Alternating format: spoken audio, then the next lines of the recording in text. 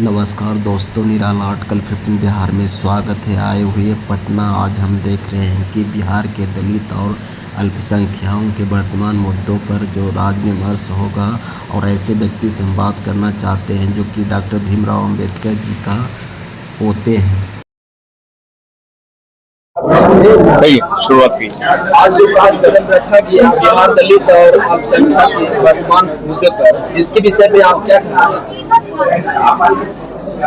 देखिए, आज की व्यवस्था के अंदर जो है, ये दोनों के खिलाफ सरकार की बड़ी साजिश हो रही है। जैसे कि यहाँ वक्ताओं ने बताया कि स्पेशल परफॉर्मेंस प्लान का जो स्टेट का है, उसमें से 80% बजट जो है वो डाइवर्ट होता है। विद्यार्थियों को स्कॉलरशिप का कार्ड मिला है, लेकिन स्कॉलरशिप इसकी परिस्थिति है। दूसरा है, यहाँ प्राइवेट इंस्टीट्यूशन है। प्राइवेट इंस्टीट्यूशन में एससी और एसटी के विद्यार्थियों को, ओबीसी के विद्यार्थियों को एडमिशन तो मिलता है, लेकिन वहां की फीस इतनी हाई है कि यहाँ के स्टेट ने प्रावधान भी नहीं किया है कि उनकी फीस वहां पर उनकी फीस जो है सरकार की ओर से अदा की है। दूसरे राज्यों में जो है वो प्राइवेट इंस्टीट्यूशन में एससी एसटी ओबीसी का विद्यार्थी जो है उसकी फीस जो है वो सरकार वहां पर भरती है। ये जैसी एक परिस्थिति है, मैं मानता हूँ। उसी तरह से सबसे बड़ा जो खतरा है वो संविधान का खतरा है, ऐसे मानते हैं। जब तक संविधान है तब तक हम लोग सुरक्षित है, ऐसी भावना है। और जिस दिन ये संविधान खत्म हुआ तो उसमें बदलाव हो गया, तो ये कहते हैं कि हम लोग असुरक्षित हो जाएंगे, ऐसी एक भावना है। हम लोग उसी को लेकर जो है इन कार्यकर्ताओं के साथ में बैठे, क्योंकि ये जो डर लोगों का है उसको निकालने के लिए आपको आंदोलन शुरुआत करना होगा, लोगों को आंदोलन में ले आना होगा।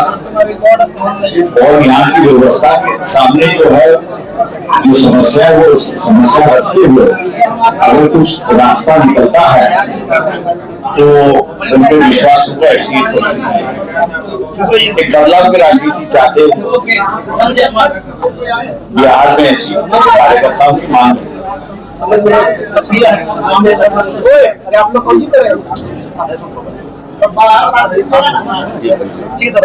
हाँ, आप पूछिए सवाल। आप बिहार राज्य को आप क्या उद्देश्य देना चाहते हैं, संदेश? देखिए, इसमें बिहार को यही कहूंगा कि पहला राज्य है कि सिंदूर के बाद वो इलेक्शन में जा रहा है। आरएसएस का कहना है, बीजेपी का कहना है कि यहाँ के मुसलमान जो है उस पर राज करना चाहता है। लेकिन दुर्भाग्य ये मैं मान के चलता हूँ कि सिंदूर के इंसिडेंट के बाद, लड़ाई के बाद जिस तरह पाकिस्तान को अमेरिका मदद कर रहा है, चाइना मदद कर रहा है, रशिया मदद कर रहा है, इंग्लैंड मदद कर रहा है, जर्मनी मदद कर रहा है, उससे एक बड़ा खतरा मंडरा रहा है, ऐसा मैं मान के चलता हूं। और वो खतरा ये है कि 1 against 7 ऐसी एक परिस्थिति है। मोदी की जो राजनीति है वो देश विघातक राजनीति, ऐसे मैं मान के चलता हूं। जिस तरह से मोदी बाहर देश में जाते हैं और वहां इंडियंस को इकट्ठा करते हैं डायस्पोरा के नाम से, हम लोगों को लगता है कि क्या अच्छा हुआ, क्या अच्छा हुआ। लेकिन उसका राजनीतिक परिणाम क्या है वो हम लोग देख नहीं। राजनीतिक परिणाम ये है कि वहां के देश जो है इस इंडियन पॉपुलेशन से डरने लगे, और डरने इसलिए लगे हैं कि पीछे जरा आवाज डरने इसलिए लगे हैं कि अगर ये राजनीति में उतरते हैं तो हमारे राजनीति में ये उथल पुथल कर सकते हैं, और वो दिन दूर नहीं कि जहां इमिग्रेंट्स जो है मतलब बाहर के आए हुए लोग जो है वो हमको राज करना शुरुआत करेंगे, वो परिस्थिति ना आए, इसलिए मेरे ख्याल से पाकिस्तान को आर्म्स एंड एम्यूनिशन ये देश दे रहे हैं, ताकि इंडिया जो है वो पाकिस्तान में फंसा रहे, ऐसी एक नौबत है। इससे अगर बचना है तो मैं बिहार वासियों को कहूंगा, बिहार वोटर को कहूंगा कि इस बार रोटी पलटो और दोबारा भारत की जो शांति दुनिया भर में वो दोबारा उभर सकती है अगर हम लोगों ने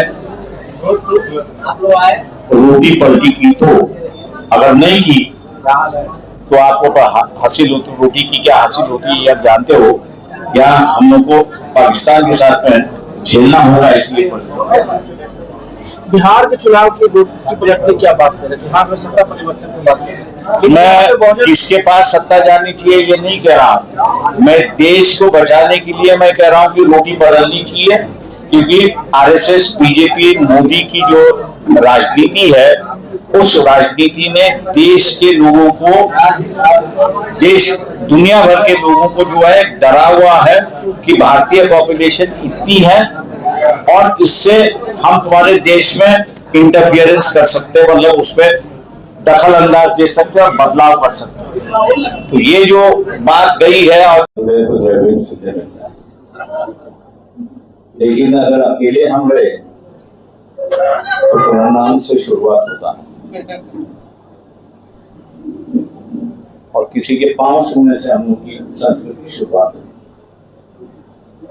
है। ये जो दोगला जिंदगी है, इस दोगले जिंदगी से आप लोगों को बाहर आना है।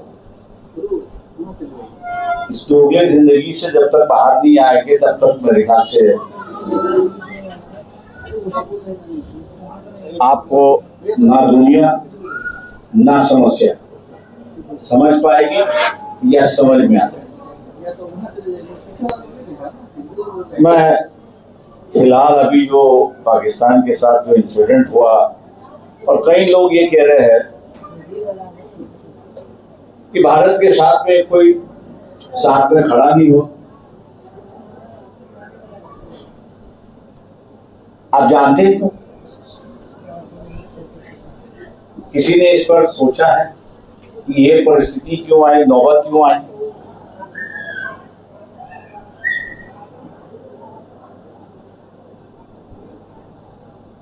आरएसएस का चिन्ह जो है, या आरएसएस जिसको मानती है,